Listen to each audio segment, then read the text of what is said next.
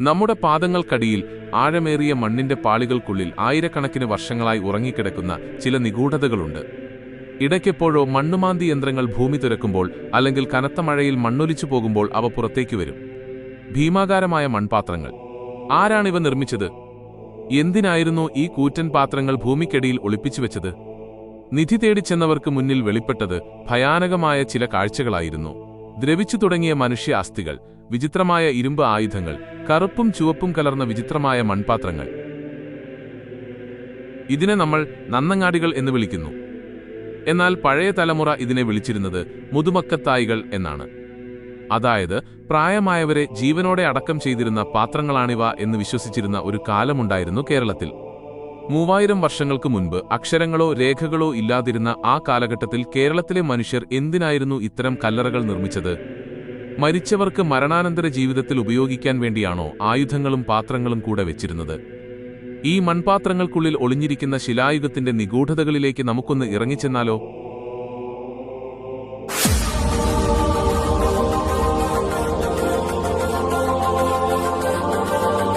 നമ്മുടെ കേരളത്തിന്റെ മണ്ണിൽ ഇന്നും ഒളിഞ്ഞുകിടക്കുന്ന വലിയൊരു ചരിത്ര രഹസ്യമാണ് നന്നങ്ങാടികൾ. ഏകദേശം 3000-ഓളം വർഷങ്ങൾക്ക് മുൻപ്, അതായത് ചരിത്രകാരന്മാർ മഹാശിലായുഗം എന്ന് വിളിക്കുന്ന കാലഘട്ടത്തിൽ ജീവിച്ചിരുന്ന നമ്മുടെ പൂർവികരുടെ സംസ്കാരത്തിന്റെ അടയാളങ്ങളാണിവ. മൃതദേഹങ്ങൾ അടക്കം ചെയ്യാൻ ഉപയോഗിച്ചിരുന്ന ഭീമാകാരമായ മൺപാത്രങ്ങളാണ് യഥാർത്ഥത്തിൽ നന്നങ്ങാടികൾ. വെറുമൊരു മൺപാത്രം എന്നതിലുപരി അക്കാലത്തെ മനുഷ്യരുടെ ജീവിതരീതിയെയും വിശ്വാസങ്ങളെയും കുറിച്ച് വലിയ അറിവുകളാണ് ഇവ നമുക്ക് നൽകുന്നത്.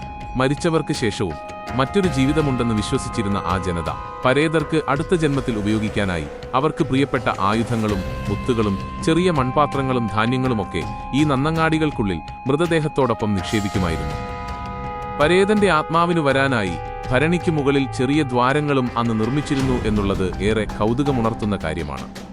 നൂറ്റാണ്ടുകൾക്ക് മുൻപുള്ള ഈ ആചാരങ്ങൾ ഇന്നും നമ്മെ വിസ്മയിപ്പിച്ചുകൊണ്ടിരിക്കുന്നു. കേരളത്തിന്റെ വിവിധ ഭാഗങ്ങളിൽ ഇന്നും ഇത്തരം നന്നങ്ങാടികൾ മണ്ണിൽ നിന്ന് കണ്ടെടുക്കാറുണ്ട്. കടുപ്പമേറിയ മണ്ണ് ചുട്ടുപഴുപ്പിച്ചാണ് ഇവ നിർമ്മിച്ചിരിക്കുന്നത് എന്നതുകൊണ്ട് തന്നെ ആയിരക്കണക്കിന് വർഷങ്ങൾ കഴിഞ്ഞിട്ടും ഇവ വലിയ കേടുപാടുകൾ കൂടാതെ നിലനിൽക്കുന്നു. നന്നങ്ങാടികൾ കൂടാതെ കുടക്കല്ലുകൾ, മുനിയറകൾ എന്നിങ്ങനെ പലതരം ശിലാസ്മാരകങ്ങളും ഈ സംസ്കാരത്തിന്റെ ഭാഗമായി നമുക്ക് ചുറ്റുമുണ്ട്.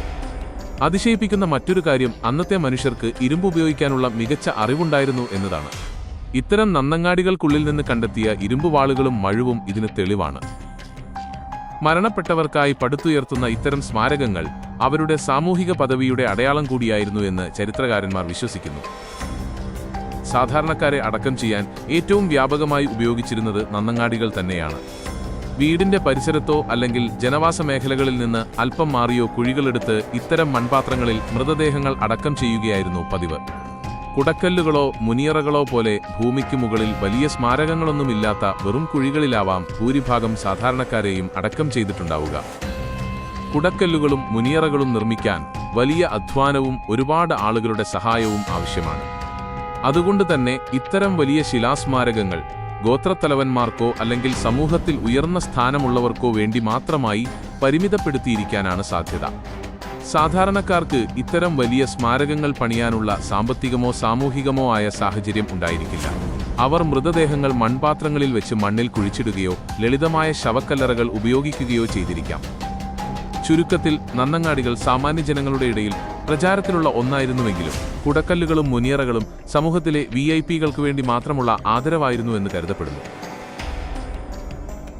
അപ്പോൾ ഇന്നത്തെ വീഡിയോ എല്ലാവർക്കും ഉപകാരപ്പെട്ടു എന്ന് കരുതുന്നു. ഇതിൽ എന്തെങ്കിലും തിരുത്തലുകൾ ഉണ്ടെങ്കിൽ ദയവായി കമന്റിലൂടെ എന്നെ അറിയിക്കണം. നിങ്ങൾക്ക് വീഡിയോ ഇഷ്ടമായാൽ കൂട്ടുകാർക്കൊക്കെ ഒന്ന് ഷെയർ ചെയ്ത് ലൈക്കും അടിച്ചേക്കണേ. സബ്സ്ക്രൈബ് ചെയ്യുന്ന കാര്യം പ്രത്യേകം പറയണ്ടല്ലോ അല്ലേ? പുതിയ വീഡിയോകൾക്കായി നിങ്ങളുടെ ഐഡിയാസ് കൂടി ഒന്ന് പറയുക. അടുത്ത ഒരു കിടിലൻ വീഡിയോയുമായി കാണുന്നതുവരെ എല്ലാവർക്കും ടാറ്റ.